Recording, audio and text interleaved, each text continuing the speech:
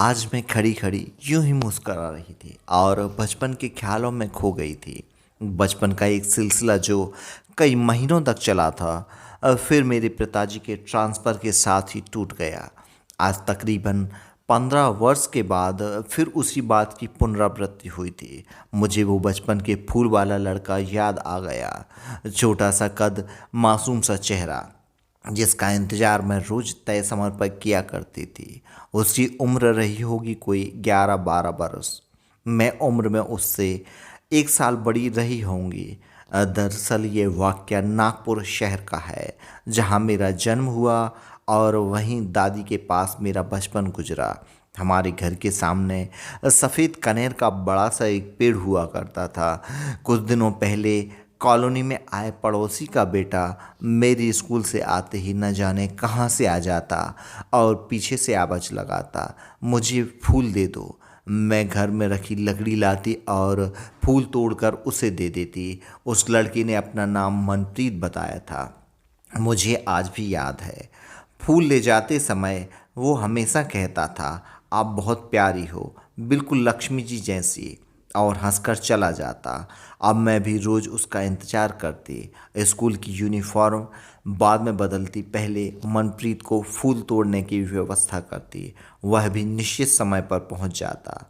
हम दोनों की उम्र लगभग बराबर ही थी, सो मुझे उसके साथ बातें करना और उसके साथ कुछ देर खेलना बहुत पसंद आने लगा था।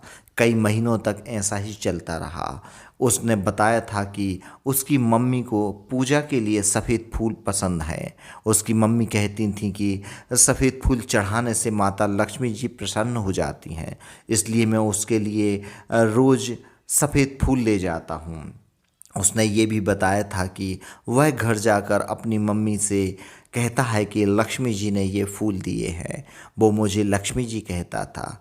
उसका आना, कुछ देर साथ खेलना और मुझे लक्ष्मी जी के साथ साथ बहुत प्यारी हो कहना अच्छा लगने लगा था।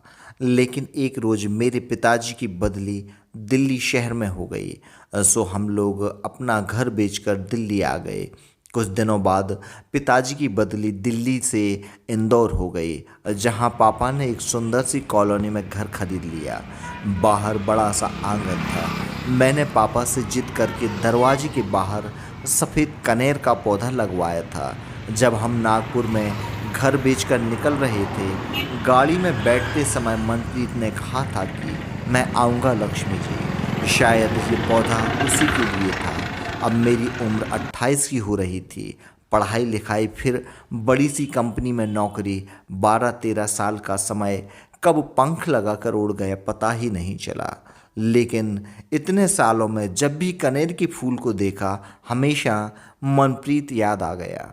आज वह खड़ी मैं बाहर यूं ही पुरानी यादों में खो गई थी। बार बार वो उसका मुझे लक्ष्मी जी कहना बहुत याद आ रहा था। शायद दिल में किसी कोने में कुछ छिपा हुआ था जो बाहर नहीं निकल के आया। लेकिन मैंने अब तक शादी की हामी नहीं भरी थी। न जाने मेरी नज़रें हमेशा मनप्रीत को ही क्यों खोजती रहती थीं।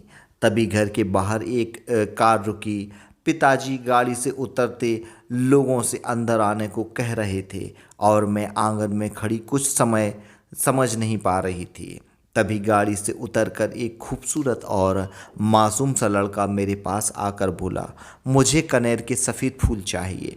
मैंने भी तत्काल अपने हाथ में रखे कनेर के फूलों से दे दिए। फूल लेने के बाद उसने कहा, धन्यवाद लक्ष्मी जी, आप बहुत प्यारी हो। ये शब्द सुनकर मुझे ऐसा लगा मेरा रोम रोम व्याकुल हो उठा और आंखों से आंसू बह निकले। मेरे मुंह से बस यही निकला कि तुम मनप्रीत हो। उसने हौले से बस मुस्कुरा दिया और बोला, अंदर नहीं ले चलोगी लक्ष्मी जी। मैं उसे देखे जा रही थी। मुझे ऐसा लग रहा था जैसे किसी सदमे में हूँ। घर में सभी के आने से हंसी खुशी का माहौल बना हुआ था। भोजन की तैयारियां होने लगी थी। बाद में बातों बातों में पता चला कि मनप्रीत अब अच्छी कंपनी में कार्यरत है और उसका कई वर्षों के अथक प्रयास से उसने हमारा घर ढूंढ लिया था।